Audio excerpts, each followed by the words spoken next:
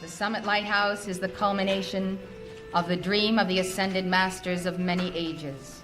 When it began, we truly cannot say, for its inception is in the mind of God, and that point of light whose origin is infinity.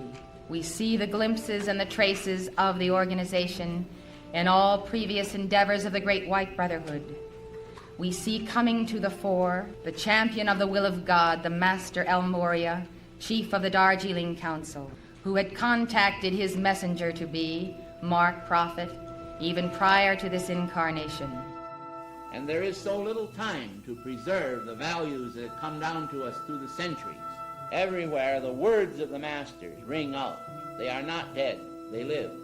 But they live in proportion to our acceptance of them. Otherwise they are but hollow mockery, because we have heard the word and we are not doers of the word. Doers of the word makes us doors through which the light can shine. I am crystallizing before you the light of the diamond heart in a tremendous power.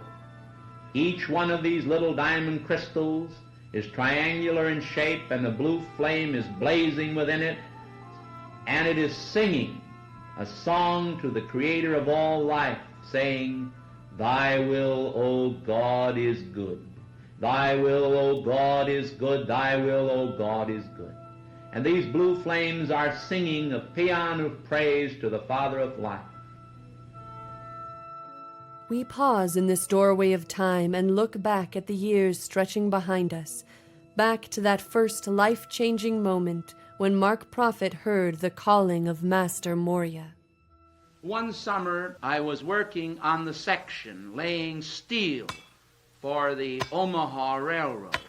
As the locomotive bell was approaching the switch engine, there came a loud noise of the bell, clang, clang, clang, clang, clang.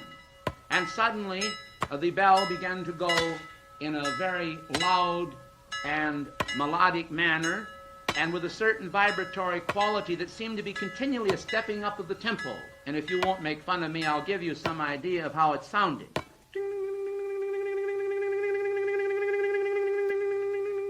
When suddenly around me there appeared a cloud, and as I brought my pickup into the air, during an interval of 1 second, 5 minutes of words were communicated to me. Out of the cloud a voice spoke and said to me, my son, my son." And then I heard one of the great masters in the Far East speaking to me, and he had a specific work for the Brotherhood to communicate to me.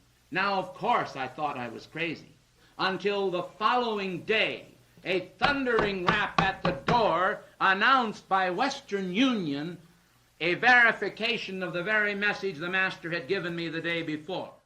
Mark continued to study with the Master Morya during his years of fighting in World War II. Through the Brotherhood training, I would say to the rain, "Stop," and it would. And I would say to the rain, "Start," and it would. While Mark was being trained by the Brotherhood, Elizabeth Clare was also discovering the Masters and their teachings. And I was 18, and I stood in my mother's library, and I prayed a prayer to God that is probably the most important prayer of my life. And I said very simply, "Dear God, thank you for my parents, my home, my education, all that you have given me. I am leaving now, and I will not be coming back. Is there anything that you have placed here for me of which I have not availed myself?" And, much to my astonishment, I heard the voice of God speaking firmly and lovingly within my temple, saying, "Go to the shelf, take up that book, and read it."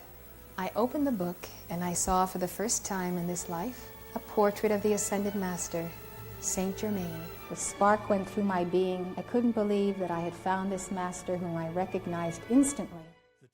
Beloved Saint Germain had sponsored the messengers, Godfrey Ray King and Lotus Ray King in the I Am movement, and given forth dispensations and teachings. As the cycles of the decades turned, Morya went before the karmic board to place his light, the jewel of his crown, upon the altar of Saint Germain, to continue Saint Germain's work, to sponsor an organization that would fulfill the plan of the continuing publication of the progressive revelation of the Ascended Masters. And so in 1958, in Washington, D.C., by a grant from the Karmic Board, Mark Prophet, under the direction of El Morya, founded the Summit Lighthouse. Its early beginnings were composed of just a nucleus of light bearers who caught the glimpse of the vision.